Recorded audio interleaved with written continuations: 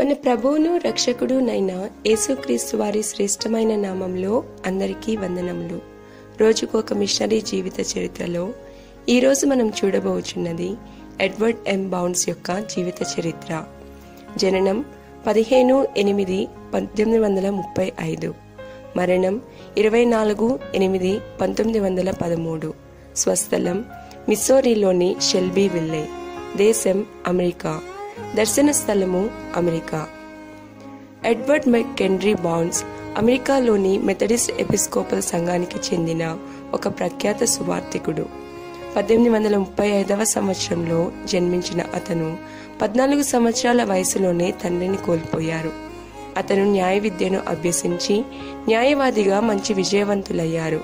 ఏదేమైనప్పటికీ 1857 నుండి 58 మధ్య కాలంలో అమెరికాలో నెలకొన్న గొప్ప ఆత్మీయ మేల్కొల్పు సమయంలో ఎడ్వర్డ్ కూడా పరిశుద్ధాత్మ చేత ప్రేరేపించబడిన వారై దేవుని సేవ కొరకు తన జీవితాన్ని సమర్పించుకున్నారు. తద్వారా అతను 1858వ సంవత్సరంలో న్యాయవాదిగా తన వృత్తిని విడిచిపెట్టి మిస్సోరీలోని సెంటినరీ సెమినరీ అనే బైబిల్ కళాశాలలో చేరారు. తదుపరి మిస్సోరీలోని మోంటిసెల్లో మెథడిస్ట్ చర్చిలో పాదిరిగా నియమితులయ్యారు. అమెరికాలో అంతర్యుద్ధం నెలకొన్న సమయంలో అతను కాన్ఫెడరేట్ స్టేట్స్ సైన్యంలో మతాధికారిగా ఉన్నారు. కాగా 2వ ఫ్రాంక్లిన్ యుద్ధ సమయంలో యూనియన్ సైన్యం అతన్ని పట్టుకుని ఫెడరల్ జైల్లో 1 సంవత్సరానికి పైగా బంధించి ఉంచింది.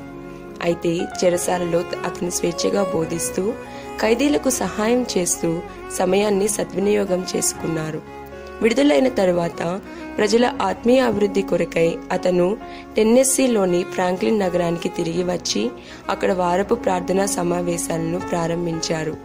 అతని సేవ ద్వారా ఆ నగరంలో ఒక గొప్ప ఆత్మీయ ఉజ్జీవం కలుగగా వందలాది మంది క్రీస్తును అంగీకరించారు మరియు ఎంతో మంది తమ జీవితాలను నూతన సమర్పణతో దేవునికి అర్పించారు.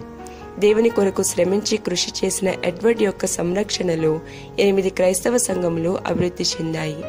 అతను సంపాదకత్వము వహించిన ది క్రిస్టియన్ అడ్వకేట్ అనే మెథడిస్ట్ పత్రిక ద్వారా అతను దయా కనికరములతో నిండుకున్న భక్తిగల జీవితంను కలిగి ఉండవలనని క్రైస్తవులను ప్రోత్సహించారు.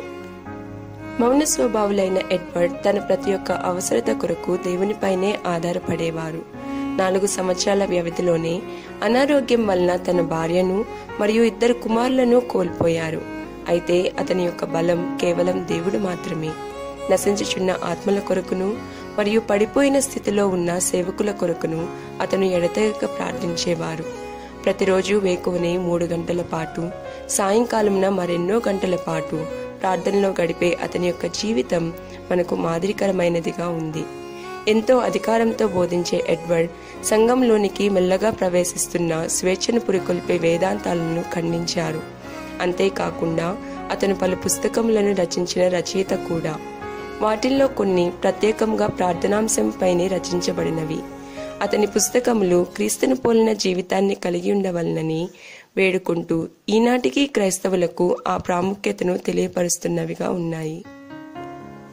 ప్రియమైన వారలారా, మీ యొక్క ప్రార్థనా జీవితం ఎంత బలమైనదిగా ఉంది. ప్రభువా, నా ప్రార్థనా జీవితాన్ని పునరుద్ధరించి మీలో ఒక నూతన సృష్టిగా నన్ను మార్చుము. ఆమేన్.